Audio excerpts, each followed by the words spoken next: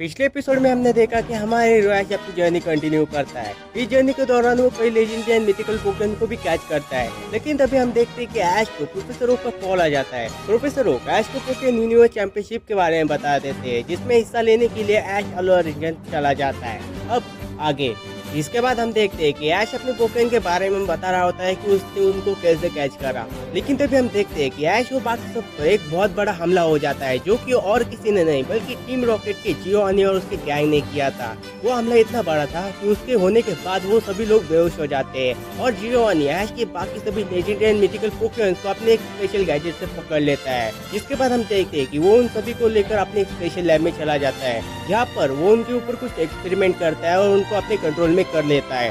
इसके बाद हमें दूसरा सीन दिखाया जाता है, जहाँ पर बाकी सभी लोग बेहोश पड़े होते हैं, लेकिन तभी वहाँ पर प्रोफेसर कुकुई की वाइफ प्रोफेसर बर्नेट आ जाती है, जो कि ऐश और बाकी सबको उठाती है। प्रोफेसर बर्नेट पूछती है कि आखिर ये सब किसने किया। तभी प्रोफेसर कुकुई बताते हैं कि ये टीम रॉकेट की वजह से हुआ है। प्रोफेसर बर्नेट एक एक करके सभी का इलाज कर देती है। जिसके बाद हम देखते हैं कि ऐश प्रोफेसर ओक के लैब में कॉल करता है। कॉल ट्रेसी उठाता है। ऐश ट्रेसी से कहता है कि वो अपने कुछ पोकेमॉन चाहता है उससे। ऐश अपने चाइजार्ड, सेप्टाइल, इन्फोनेप, लुकारियो, ड्रैगनाइट को भेजने के लिए बोलता है। ट्रेसी ऐश के पास पोकेमॉन भेज देता है। जिसके बाद हम देखते हैं कि ऐश अपने पोकेमॉन को लेकर वहाँ से निकलने लगता है, लेकिन तभी ऐश के बाकी दोस्त और प्रोफेसर मिलकर ऐश को रोक लेते हैं।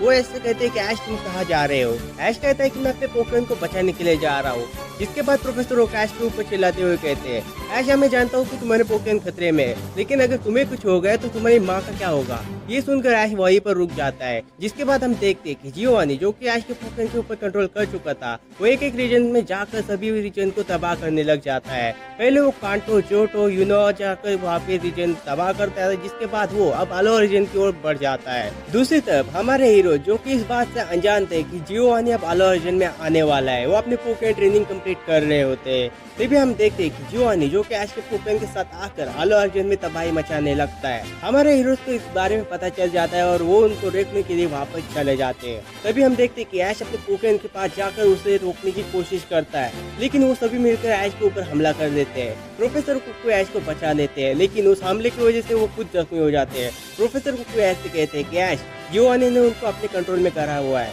इसलिए वो अब तुम्हारी कोई बात नहीं सुनेंगे। जिसके बाद ऐश अपने बाकी सभी पोकेमॉन को बाहर निकालता है और वो उनके ऊपर हमला करने के लिए कहता है। वो सभी मिलकर डाकराय, लूगिया और रायक्वाजा के ऊपर हमला कर देते हैं, लेकिन रायक्वाजा, लूगिया और डाकराय के ऊपर ज्यादा कुछ इफेक्ट नहीं पड़ता। जिसके बाद जियोनी उन तीनों को सभी पर हमला करने के लिए कहता है, लेकिन ऐश के पोकेमॉन वो अपने अटैक से जो उसको रोक लेते हैं, लेकिन इस अटैक की वजह से वो सभी लोग बहुत ज्यादा थक जाते हैं। इसके बाद उन सभी के पोकेमॉन एक एक करके हारने लग जाते हैं। ऐश के पास भी अब चाइजार्ड और पिकाचू के अलावा कोई नहीं बचता, लेकिन तभी अचानक से कई पोर्टल खुल जाते हैं और उस पोर्टल में से कुछ लोग बाहर आ जाते हैं।